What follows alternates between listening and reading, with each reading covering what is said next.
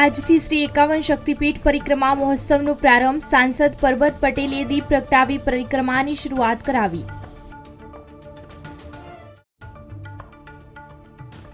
સુરતના હીરા ઉદ્યોગ પર આવ્યું મોટું સંકટ। અમેરિકાના એક નિર્ણયથી ભાંગી જશે સુરતીઓનો ધંધો।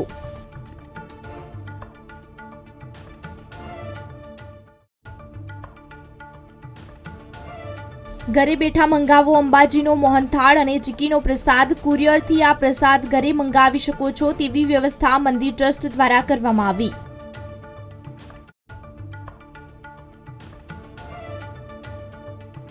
આ વર્ષે ચોમાસું સારું જવાની ધારણા, પણ આ મહિનામાં છે સૌથી મોટો ખતરો। અંબાલાલ પટેલની ઘાતક આગાહી।